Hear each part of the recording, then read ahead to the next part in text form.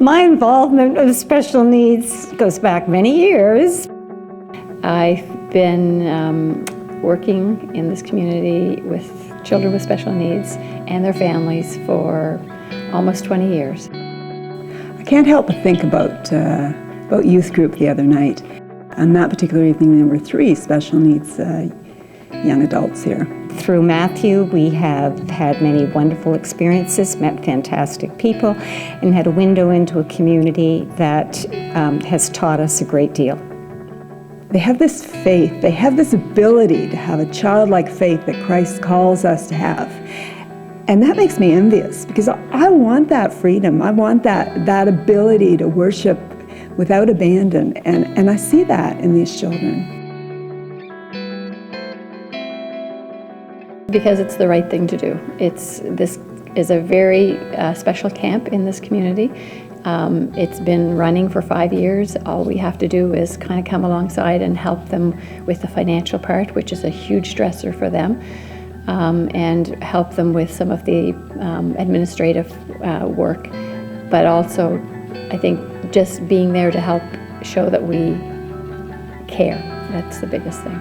There is undoubtedly a huge need in our community for children with special needs, for the families of children with special needs to be supported. They feel very isolated and alone, and a lot of these families don't know how to ask for help. We have resources. We have a great facility. We have financial resources.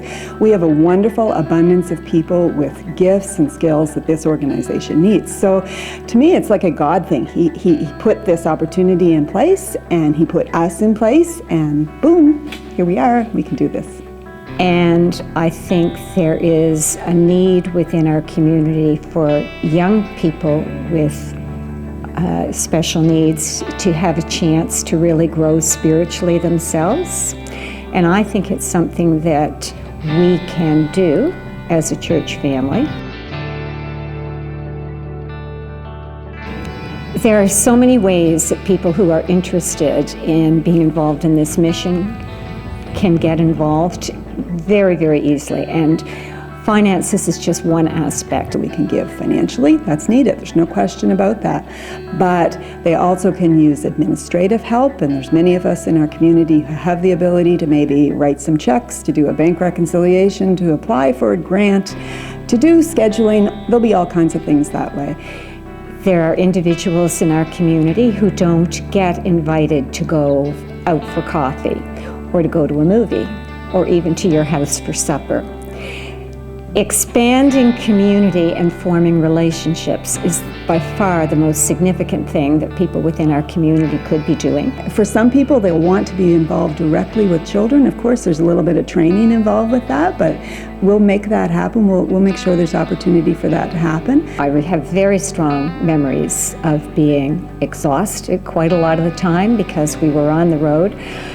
Although we've been at the church for several years, I'm sure there's people who don't know that by the time Matthew was in his late teens, he'd had 4 open heart surgeries.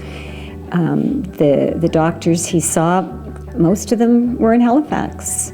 So there's an opportunity here for individuals just to literally pick up a job that needs to be done and complete it. There are many young people and adults who don't ever get a phone call.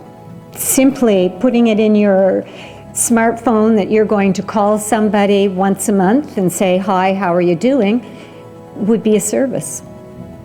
All that kind of breaks my heart a little bit, and I think Christ tells us that when your heart's broken for something, you need to act. And as a church, we want to share our faith. We want people to come to know Christ, but in my own heart, I think the only way that people are going to be interested in Christ if they're interested in Christ's people. And I think that being part of Christ's world means that you are open and loving and see the needs. And when you see the needs, you react, you respond, you do something. And this is a wonderful opportunity for the people of Emmanuel to respond.